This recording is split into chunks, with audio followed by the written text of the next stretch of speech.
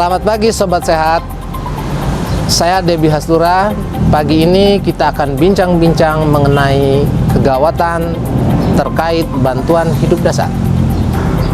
Berbicara tentang bantuan hidup dasar, di sini kita akan membahas terkait bagaimana terjadinya henti jantung dan henti napas pada seseorang. Berbicara tentang henti jantung atau henti napas, ini sangat penting sekali. Kenapa? Karena henti jantung atau cardiac arrest ini bisa terjadi di mana saja, kapan saja, dan siapa saja.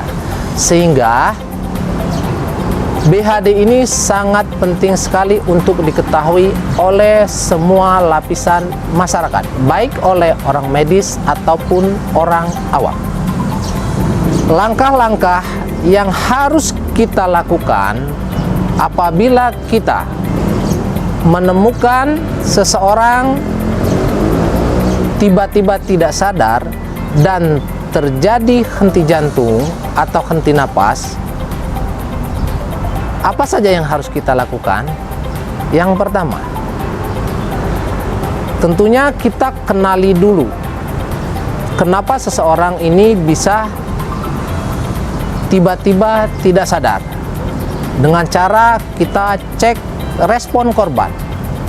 Yang kedua, tentunya setelah kita cek korban, tentunya dengan menggunakan beberapa langkah yang singkat. Yang pertama, tentunya kita panggil namanya, kita tepuk punggungnya atau kita goyang-goyangkan. Kalau kita yakin ini korbannya tidak sadar, lalu kita panggil bantuan. Fungsinya buat apa? Tentunya supaya pertolongan yang akan kita lakukan supaya lebih efektif, sehingga korban yang mengalami henti jantung atau henti napas bisa kita berikan pertolongan secara optimal. Selanjutnya, sambil menunggu bantuan datang atau call for help datang, kita lakukan CPR. Apa itu CPR? Cardiopulmonal resusitasi, atau yang lebih dikenal dengan RJP, resusitasi jantung paru, atau pijit jantung paru luar. Fungsinya buat apa? Fungsinya adalah untuk mengembalikan fungsi jantung yang tadi berhenti supaya kembali bisa beraktivitas kembali. Bicara tentang CPR, tadi kita sudah uraikan bahwa kalau kita menemukan ada korban terjadi henti jantung, kita lakukan CPR. Tentunya kita harus melakukan CPR yang berkualitas atau high quality CPR. Caranya seperti apa? Yang pertama, tentunya yang harus kita perhatikan adalah posisi korban. Posisi korban kita harus letakkan di landasan yang datar. Atau kalau kita tidak punya landasan yang datar, kita berikan long spine board atau short spine board, supaya saat kita melakukan CPR bisa dilakukan dengan kualitas yang baik. Yang kedua, posisi penolong. Yang pertama adalah letak tangan.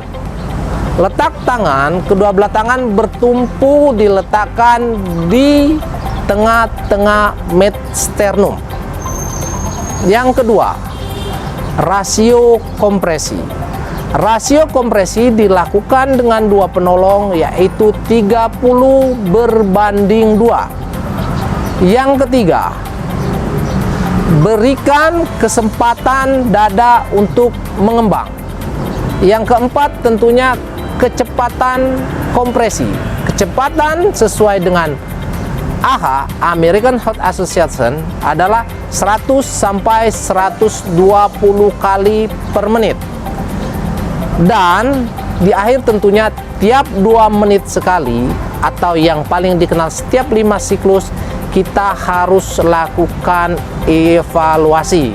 Nah, inilah yang akan kita lakukan supaya korban yang terjadi cardiac arrest atau henti napas, bisa tertolong dengan baik, kita lakukan CPR yang berkualitas. Demikian informasi dari saya atau sharing terkait bantuan hidup dasar. Semoga ini bisa bermanfaat untuk kita semua dan bisa kita aplikasikan untuk semua saat kita menemukan adanya korban terjadi cardiac arrest. Saya akhiri dengan terima kasih. Wabillahi taufiq wal hidayah. Wassalamualaikum warahmatullahi wabarakatuh.